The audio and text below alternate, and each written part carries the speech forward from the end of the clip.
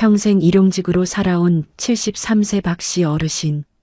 퇴직금도 국민연금도 없이 기초연금 34만 원이 전부입니다. 아내는 유방암으로 5년 전 세상을 떠났고 간병비로 5천만 원을 써버린 뒤 손에 남은 건 3천만 원과 24평 아파트 한 채뿐이었습니다. 그런데 아들은 말합니다. 아버지, 큰 집도 돈도 필요 없잖아요. 며느리는 말합니다. 손주 학원비 할아버지가 도와주셔야죠. 그 말을 들은 아버지는 그 자리에서 아무 말도 하지 못했습니다. 이 영상은 지금 이 순간에도 수많은 대한민국 노부모들이 겪고 있는 현실입니다. 끝까지 꼭 봐주세요. 이 채널에서는 여러분한테 진짜 현실 이야기만 드립니다. 좋은 영상 계속 만들 수 있도록 구독과 좋아요, 알림 설정까지 해주시면 이 할아버지 이야기처럼 여러분 마음에 오래 남는 영상으로 꼭 보답하겠습니다. 그럼 시작할게요.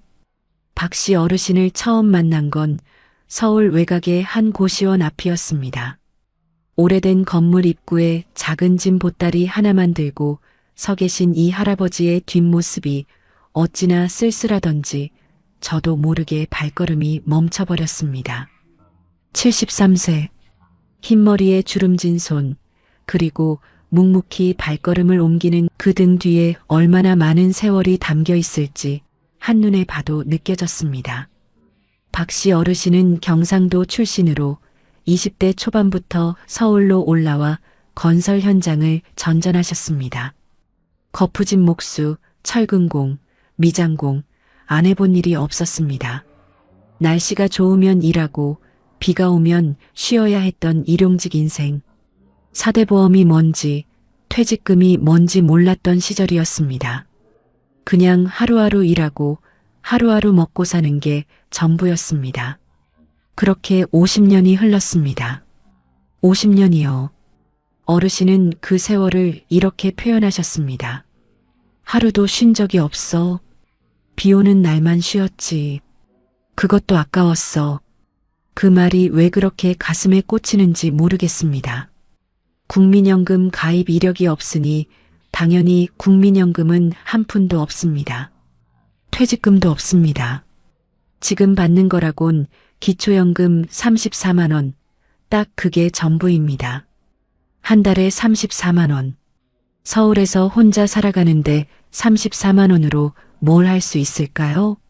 공과금, 식비, 교통비, 병원비. 생각만 해도 숨이 막힙니다. 그나마 버팀목이 되어줬던 건 15년 전에 마련한 24평 아파트 한 채였습니다. 당시 어르신이 평생 모은 돈을 탈탈 털어 마련한 그 집. 이제는 집값이 좀 올라서 시세로 따지면 2억 중반대 정도 됩니다. 서울 외곽 구축 아파트니까요.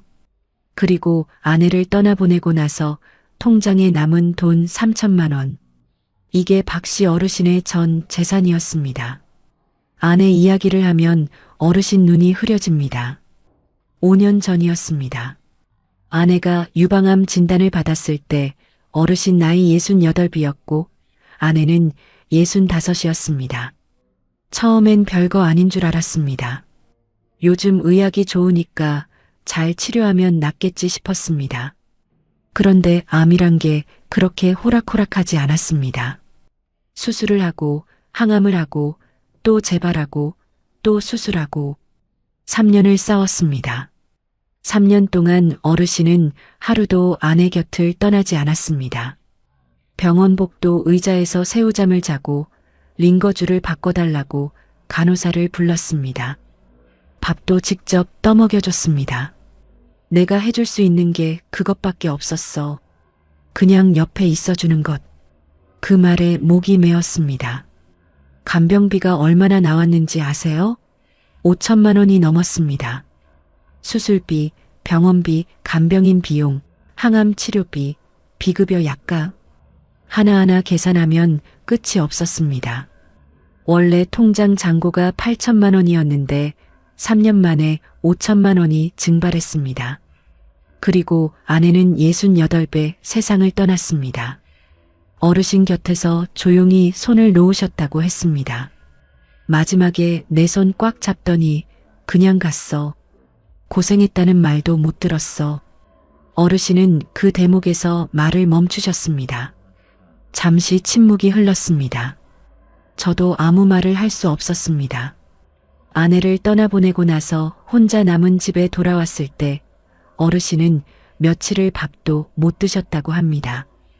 아내가 앉던 자리, 아내가 쓰던 컵, 아내가 즐겨보던 채널, 다 그대로였는데 아내만 없었으니까요. 그게 제일 힘들다고 하셨습니다. 물건은 다 있는데 사람만 없어. 그게 제일 무서워. 그 말이 한참 동안 머릿속에서 떠나지 않았습니다. 어르신한테 아들이 한 명 있습니다. 40대 초반이고 결혼해서 아이 둘을 키우고 있습니다. 어르신이 평생 고생하면서 그나마 아들 하나는 대학까지 보냈습니다. 현장에서 벌어 학비됐고 결혼할 때 일부 보태줬습니다. 그게 어르신한테는 자랑이었습니다. 아들이 잘 크는 게, 아들이 결혼해서 손주 낳고 사는 게 그게 제일 뿌듯했다고요. 그런데 아내 장례를 치르고 나서 한 달쯤 지났을 때 아들이 찾아왔습니다. 처음엔 그냥 안부 인사려니 했습니다. 오랜만에 얼굴 보러 온 줄 알았습니다. 그런데 아들이 꺼낸 말은 달랐습니다. 조심스럽게 근데 단호하게 이런 말을 꺼냈습니다. 아버지, 솔직히 말씀드릴게요. 아버지 이제 혼자 사시잖아요. 엄마도 안 계시고. 그런데 24평 아파트에 혼자 계시면 너무 크지 않아요? 저희도 애들 학교 때문에 학군 좋은 데로 이사 가고 싶은데 아버지 아파트 저희가 쓰면 안 될까요? 이왕 주실 거면 지금 빨리 주시면 좋겠어요. 이자도 갚아야 하고 저희도 지금 많이 힘들어요. 어르신은 그 말을 듣는 순간 귀가 멍했다고 합니다. 아내가 간 지 한 달도 안 됐는데, 아직 아내 냄새가 집에 남아있는데, 아들이 그 말을 꺼냈을 때 어르신 가슴속에서 뭔가 와르르 무너지는 소리가 났다고 하셨습니다. 근데도 바로 화를 내지 못했습니다. 아들이 힘들다는데, 내 자식이 어렵다는데, 그냥 듣고만 계셨습니다. 며칠 후에 며느리도 왔습니다. 아들 혼자 오기 좀 그랬던 모양인지 이번엔 둘이 같이 왔습니다. 며느리는 좀 더 직접적이었습니다. 아버님, 손주들 학원비가 얼마나 비싼지 아세요? 요즘 영어, 수학, 피아노, 태권도 다 시키면 한 달에 150에서 200은 기본이에요. 다른 집 할아버지 할머니들은 다 손주들 봐주고 도와주시는데 아버님도 도와주실 수 있잖아요. 아버님 통장에도 좀 있으시잖아요.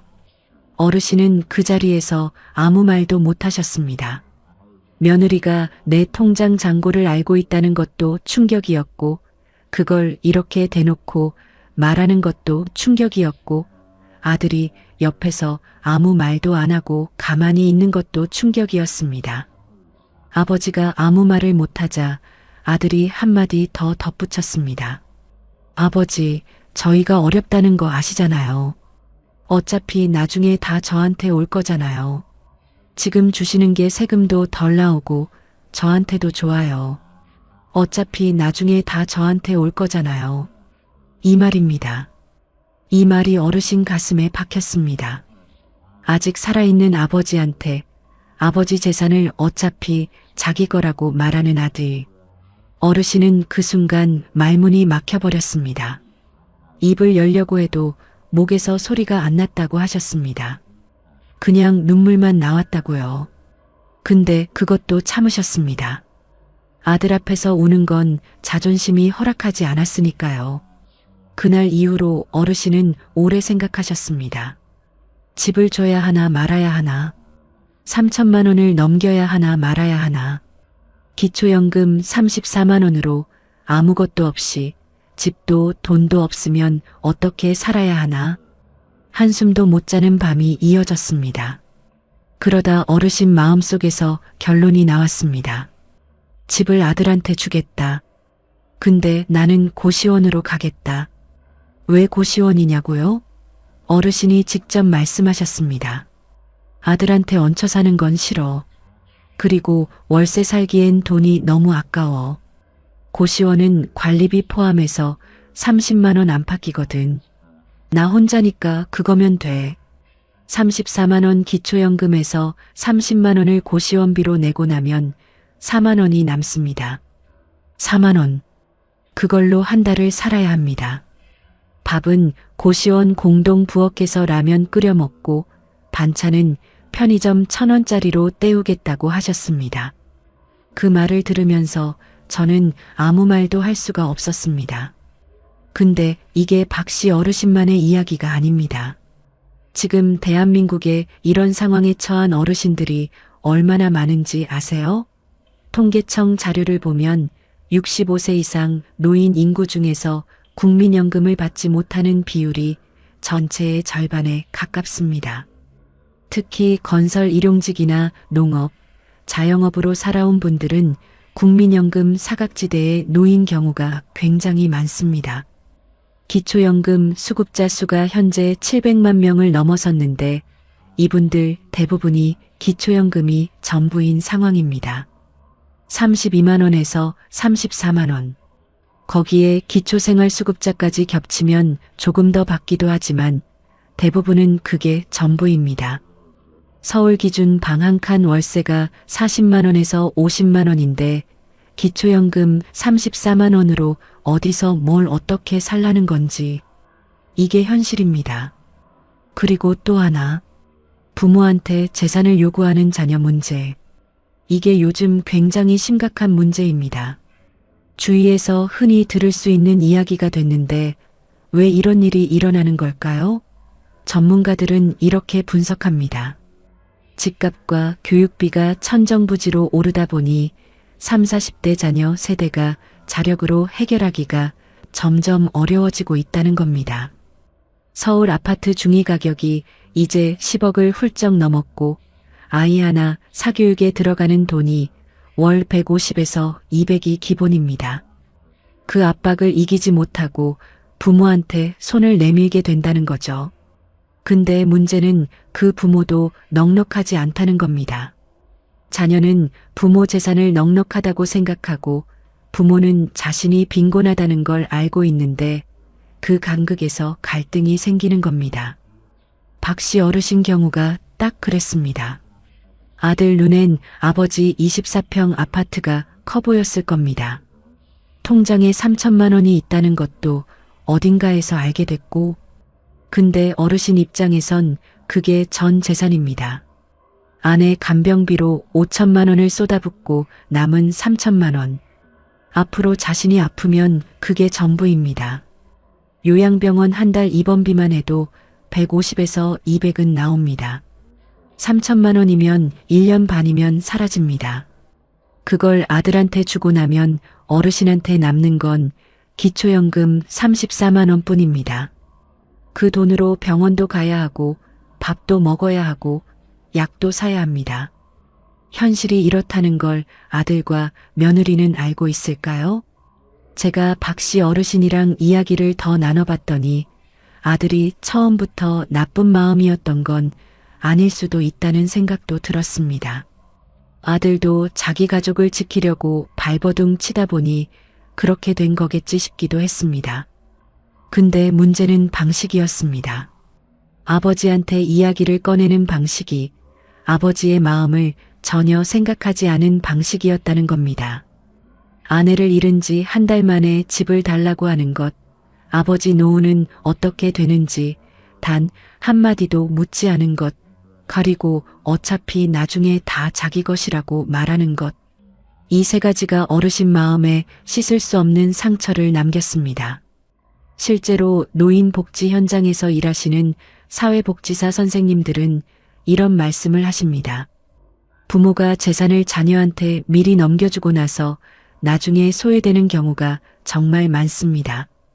증여 전에는 자주 연락하고 명절에도 잘 오던 자녀가 증여 후에는 연락이 뚝 끊기는 경우도 많고요. 특히 집을 넘겨주고 월세나 전세로 사시다가 나중에 자녀 사정으로 집에서 나와야 하는 상황이 생기면 그때 가서 진짜 막막해지는 거예요. 이 이야기를 들으시는 분들 중에 지금 자녀한테서 비슷한 이야기를 듣고 계신 분들 계세요? 아니면 혹시 내 주변에 이런 상황에 처한 어르신이 계신 건 아닌가요? 박 씨 어르신이 고시원으로 이사 들어간 날 어르신은 짐을 딱 2개만 가져가셨습니다. 옷가지가 든 작은 캐리어 하나, 그리고 아내 사진이 담긴 액자 하나. 24평 아파트에 있던 가구며 살림이며 다 두고 나왔습니다. 다 두고 나왔어. 아들이 쓰겠지 뭐. 그 말이 담담하게 들렸는데 담담하지 않았습니다. 50년 넘게 살면서 모은 것들을 그냥 두고 나온 겁니다. 고시원 방은 성인이 팔을 벌리면 다 닿을 정도로 좁습니다. 창문은 조그만 환기창 하나, 화장실은 공동으로 씁니다. 냉장고도 공동 냉장고, 침대는 1인용 침대. 그게 다입니다. 어르신은 그 방에 들어서면서 뭔 생각을 하셨을까요? 저는 차마 묻지 못했습니다. 그냥 어르신 표정을 봤습니다. 담담하셨습니다. 오히려 담담하신 게 더 마음이 아팠습니다. 근데 어르신이 이런 말씀을 하셨습니다. 이 방 나쁘지 않아. 내 방이잖아. 아무도 눈치 안 봐도 되고 그냥 내 공간이야. 그 말에 뭔가 뭉클했습니다. 좁고 낡은 고시원 방이지만 눈치 안 봐도 되는 내 공간이라는 것. 그게 이 어르신한테 얼마나 소중한 건지. 평생 남 눈치 보며 살아온 세월이 느껴져서 저도 모르게 눈물이 맺혔습니다. 여기서 잠깐 짚어드릴 게 있습니다. 지금 이 상황에서 박 씨 어르신처럼 자녀한테 재산 이전 압박을 받고 계신 분들이라면 꼭 아셔야 할 내용입니다. 먼저 집을 자녀한테 증여하기 전에 반드시 법률 전문가나 복지관 상담을 거치시길 권해드립니다. 증여를 했을 때 기초연금 수급에 영향이 있을 수 있고 증여 후 부양 의무 불이행 시 어르신을 보호할 법적 장치가 있는지 확인하셔야 합니다. 실제로 노인 복지 관련 법률에는 부양 의무자가 부양을 거부하거나 기피할 경우 대처할 수 있는 조항들이 있습니다. 무작정 주지 마시고 한 번만 더 생각해 주세요. 또 하나, 기초연금 외에 받을 수 있는 급여들이 있는지 확인해 보세요. 주거급여, 의료급여, 에너지 바우처, 노인 맞춤 돌봄 서비스 등등. 읍면동 주민센터에 가셔서 저수급자 신청하고 싶어요. 한마디만 하시면 담당 공무원이 안내해 드립니다. 많은 어르신들이 이걸 몰라서 받을 수 있는 혜택을 못 받고 계십니다. 챙겨 드시는 게 맞습니다. 박 씨 어르신한테 마지막으로 여쭤봤습니다. 아들한테 서운하지 않으시냐고요. 어르신은 잠깐 하늘을 바라보시더니 이렇게 말씀하셨습니다. 서운하지. 근데 어쩌겠어. 내 자식인데. 내가 못해줘서 그런 거지 뭐. 더 많이 해줬으면 그랬을까. 자식이 자신한테 그런 말을 했는데도 결국 자기 탓을 하시는 겁니다. 그게 부모입니다. 그게 부모 마음이라는 겁니다. 저는 그 말을 듣고 한동안 아무 말도 못했습니다. 지금 이 영상을 보고 계신 분들 중에 부모님을 모시고 계신 분들도 계실 거고 자녀한테 뭔가를 요구받고 계신 분들도 계실 겁니다. 그리고 어쩌면 아들 입장에서 이 영상을 보고 계신 분들도 있을지 모릅니다. 저는 누굴 비난하고 싶은 게 아닙니다. 아들이 나쁜 놈이다. 며느리가 나쁜 놈이다. 그런 말하고 싶은 게 아닙니다. 다만 이것만큼은 꼭 기억해 주셨으면 합니다. 부모의 노후는 부모가 지켜야 한다는 것. 자녀한테 줄 수 있을 때 주는 게 좋은 일이지만 내 노후가 흔들릴 정도로 주는 건 결코 현명한 일이 아니라는 것. 대한민국에서 65세 이상 어르신이 스스로 부양비를 충당할 수 없어서 자녀에게 의존하게 되는 비율이 얼마나 되는지 아세요? 절반이 넘습니다. 절반. 그리고 그 중에서 자녀로부터 제대로 된 경제적 지원을 받고 있는 비율은 훨씬 낮습니다. 결국 버티지 못하고 기초생활수급자로 떨어지거나 요양원으로 가거나 아니면 아무도 없이 혼자 버티는 겁니다. 박 씨 어르신도 지금 그렇게 버티고 계십니다. 34만 원 기초연금으로 고시원 월세 30만 원 내고 나면 남는 4만 원. 그 돈으로 라면 사고 반찬 사면 사실상 빈탈입니다. 그래도 어르신은 웃으셨습니다. 그래도 여기서 죽지는 않겠지. 밥은 먹고 있으니까. 그 웃음이 그렇게 슬플 수가 없었습니다. 한 가지 더 말씀드리고 싶은 게 있습니다. 요즘 고시원에 어르신들이 많이 늘었다는 거 아세요? 최근 서울시 조사에 따르면 고시원 거주자 중 60세 이상 어르신의 비중이 계속해서 늘고 있습니다. 단순히 가난해서가 아니라 박 씨 어르신처럼 여러 가지 사정으로 집을 떠나서 혼자 살아야 하는 분들이 많아지고 있는 겁니다. 복지 사각지대에 있는 분들, 가족과의 갈등으로 어쩔 수 없이 떠난 분들, 배우자를 잃고 혼자 남겨진 분들, 그 공간에 이분들이 모여 계십니다. 어르신이 고시원에서 며칠 지내시고 나서 저한테 문자를 한 통 보내주셨습니다. 오래되고 낡은 핸드폰 글씨체로 띄어쓰기도 틀리고 맞춤법도 좀 틀렸지만 그대로 읽어드리겠습니다. 선생님, 나 여기서 잘 있어요. 옆방 할아버지랑 어제 라면 같이 먹었어요. 아내 생각 많이 나네요. 그래도 여기서 새로 시작하면 되겠죠. 고맙습니다. 이 짧은 문자 보면서 저는 한참을 가만히 있었습니다. 73세에 새로 시작한다는 그 말. 얼마나 강한 분인지, 얼마나 외로우신지, 저는 이 영상을 보시는 분들한테 부탁드리고 싶습니다. 지금 옆에 계신 부모님한테 전화 한 통 드려보세요. 안부 문자 한 통만 보내드려도 됩니다. 어떻게 지내세요? 밥은 드셨어요? 그 한마디가 어르신들한테 얼마나 큰 힘이 되는지 모릅니다. 우리가 바빠서 힘들어서 자꾸 미루게 되는 그 전화 한 통이 어르신들한테는 오늘 하루를 버티게 해주는 이유가 될 수 있습니다. 그리고 이 영상을 보시는 분들 중에 50대, 60대 분들도 계실 겁니다. 아직 여유 있을 때 내 노후 자산을 어떻게 지킬지, 자녀한테 줄 게 있다면 어떻게 줄지 미리미리 계획해 두시는 게 중요합니다. 증여는 빠를수록 좋다는 말이 있지만 내 생활이 흔들릴 정도로 주는 건 절대 안 됩니다.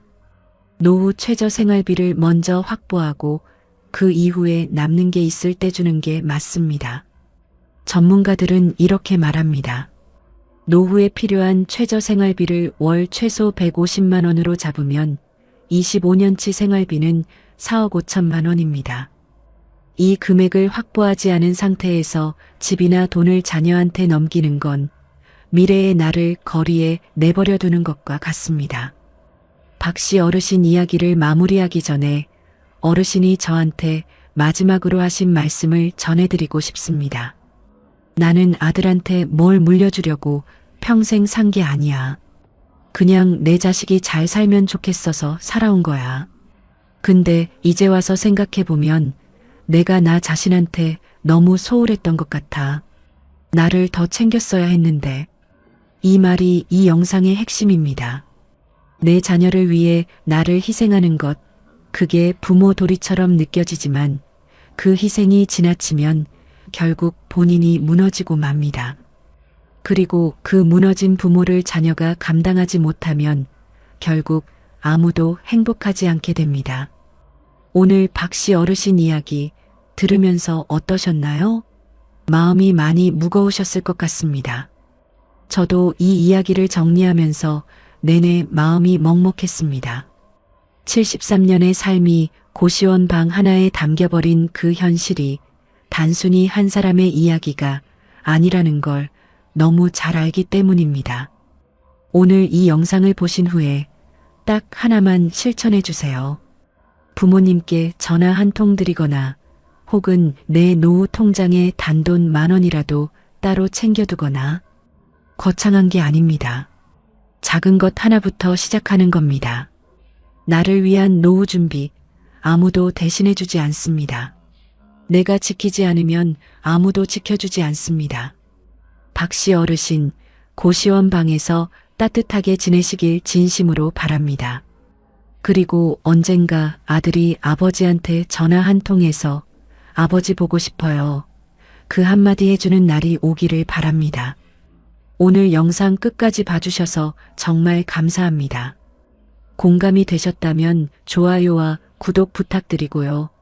주변에 비슷한 상황에 계신 분들한테 이 영상 공유해 주시면 그분들한테 큰 힘이 될 것 같습니다. 다음 영상에서는 노후 주거 문제, 실제로 어떤 선택지가 있는지, 고시원 말고 다른 방법은 없는지 자세히 알아보겠습니다. 다음 영상도 꼭 기다려주세요. 감사합니다.